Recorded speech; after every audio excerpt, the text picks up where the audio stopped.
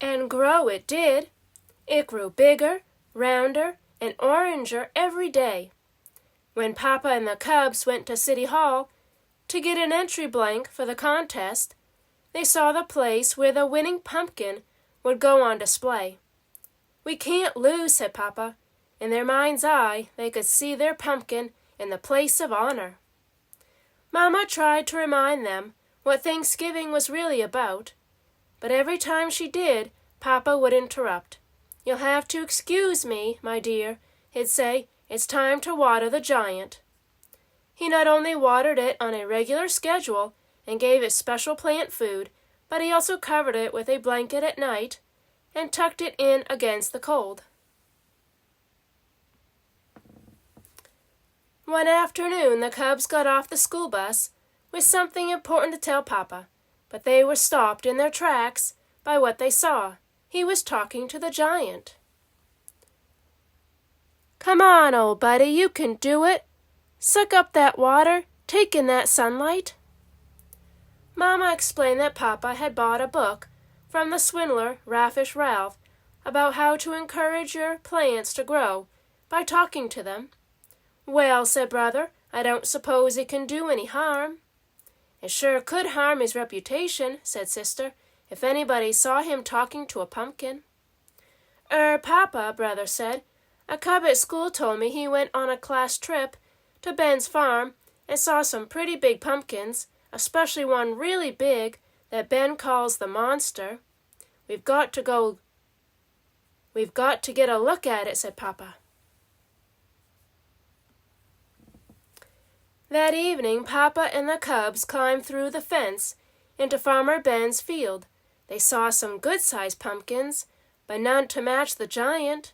"Maybe it's behind the barn," whispered Papa. Suddenly a light shone on them, and they heard Ben shout, "Prowlers in the pumpkin field! Get me my pitchfork!" They got out of there so fast, Papa tore his overalls climbing through the fence. "What have you been up to?" asked Mama Bear when they got home. "Nothing much," said Papa, "just strolling in the moonlight." The weekend before Thanksgiving arrived, and it was time for the big festival. The Bear family got there just in time. The pumpkin judging was about to begin. There were many fine pumpkins in the contest, but Papa was sure that none could measure up to the giant, until he saw the monster. It was at least as big and round and orange as his pumpkin, and maybe, just maybe, a little bigger, rounder, and oranger. The bears waited nervously while the judges studied, measured, and weighed, and then studied, measured, and weighed some more. Finally, they made their announcement. The first prize winner, and still champion. Of course, that meant Farmer Brown had won. Farmer Ben had won. It was close. It turned out that Ben's monster was just a little bigger, rounder, and oranger than Papa's giant. But that wasn't the worst of it. The giant didn't even come in second. A beautiful pumpkin grown by Ms. McGriz won second prize. The giant came in third. Papa and the cubs were crushed and very quiet as they pushed their third prize winner home. It wasn't until they reached the crest of a hill that overlooked Bear Country that Mama decided to have her say. "I know you're disappointed, but third prize is nothing to be ashamed of.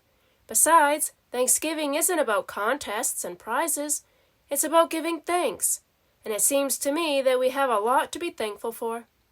Perhaps it was Mama's lecture, or maybe it was how beautiful Bear Country looked in the sunset's rosy glow.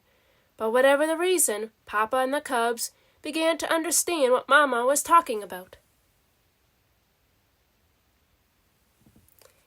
Even more so on Thanksgiving Day, after the bears gave thanks for the wonderful meal they were about to enjoy, Sister Bear gave her own special thanks. "I'm thankful," she said, "that we didn't win first prize. If we had, the giant would be on display in front of City Hall instead of being part of the yummy pies we're going to have for dessert." As the laughter faded and the bears thought about the blessings of family, home, friends, and neighbors, they knew deep in their hearts that there was no question about it. Indeed, they did have a great deal to be thankful for.